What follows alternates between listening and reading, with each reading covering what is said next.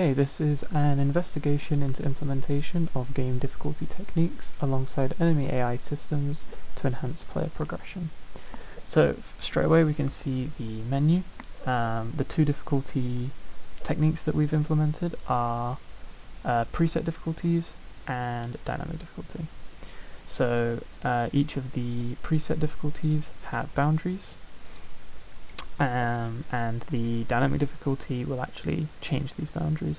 So we'll just play on easy, medium and hard quickly just to show off the differences, and then we'll play a quick run through of the dynamic difficulty as well. There is audio in the game, but I'll keep it relatively low just so you can hear me correctly. So the game is an FPS with wave-based enemies. So this is on easy. So core features of easy is that enemies are going to be a lot less frequent. Already you can see there's not that many of them. Their stats are also going to be relatively low, so damage, health, speed, things like that. Yep, they come down here. So there are additional enemy types as well. Again, they're less frequent. In the higher difficulties you'll see a lot more of those. But yeah, the easy difficulty obviously caters for players that are new to first-person shooters or new to this game specifically. And then we are in a wave-based room with a generator. So these rooms allow for the player to fight off waves in a room for a set period of time. Again, this is there's a boss enemy as well. But yeah, the overall enemies are a lot less powerful in this version, and we can heal up. Regeneration is a lot higher on easy, and again, like I said before, damage and stats are a lot lower. We'll just run through medium as well, show off some more things. So something else that's quite significantly different between the difficulties are the spawn rates of items. So on easy and to a lesser degree on medium, items are quite generous, you get quite a few of them. On medium it's assumed that the player is more skillful, but will still require the items to play to the best of their ability. And then as we hit into hard, which you'll see later, the supplies are quite rare in comparison. I'll try and show off some of the other grenade mechanics. So yeah. Okay. So as we progress, spawn positions change. So we hit checkpoints and then the spawns are dynamically moving throughout the level, so it means that enemies aren't going to spawn way down the level, and they're not going to spawn at the beginning of the level when we advance through. There is a system in place, we'll move on to hard quickly, but there's a system in place that will actually speed up or slow down the enemy spawns if you are taking longer or speed running through the level. So if you're trying to advance through the level quite quickly, the boundaries will actually be quite high, and it will spawn more enemies to increase tension, whereas if you're taking a long time to get through a certain area, it will actually reduce the amount of enemies coming your way to allow for relaxation for the player to heal up and overcome the difficulty. Try and get through. Okay. So yeah, as you can see on hard it gets a little bit more difficult, enemies get a lot more powerful. Good thing to note for each of these difficulties, I sent the game out to a few people, colleagues and friends, and they've come back to me with feedback.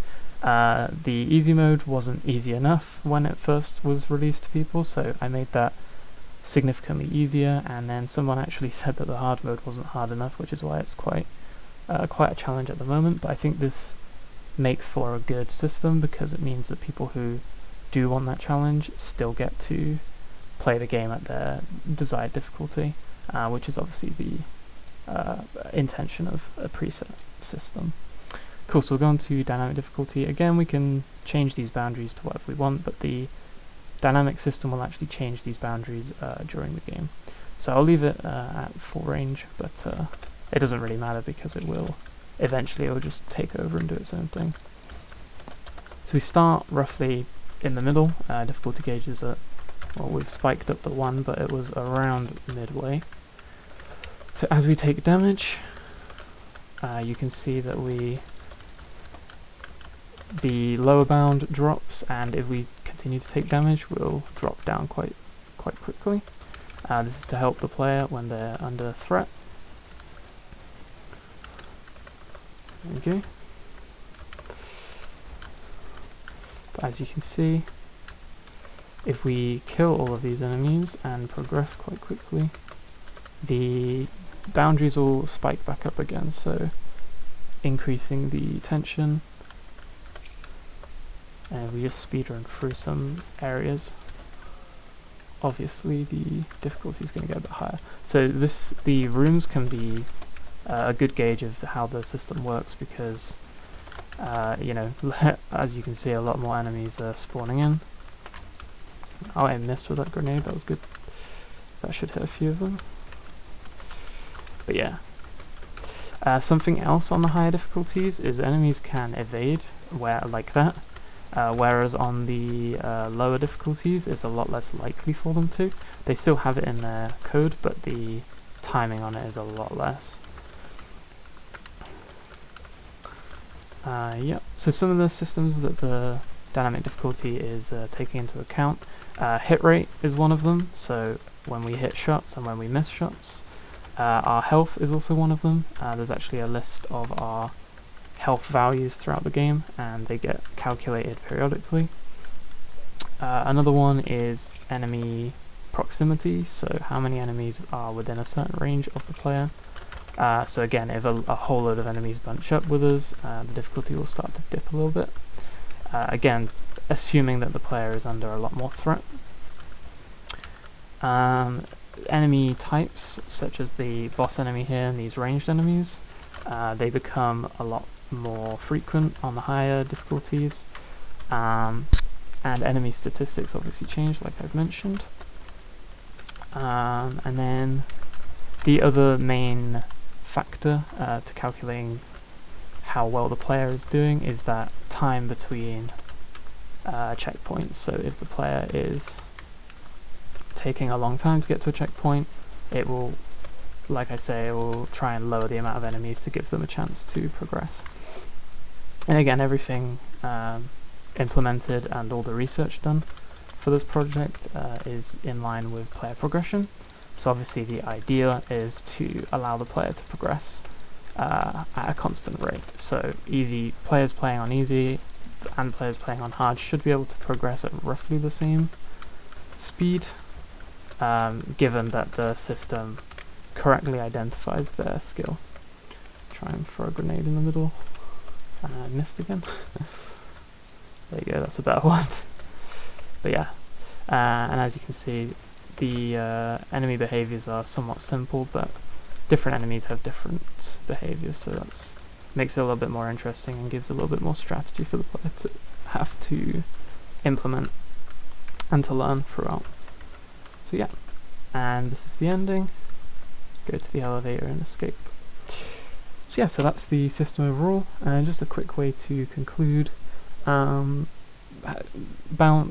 on the research that I did, some of the main systems, some of the main key points that were mentioned is the effectivity of monitoring skill.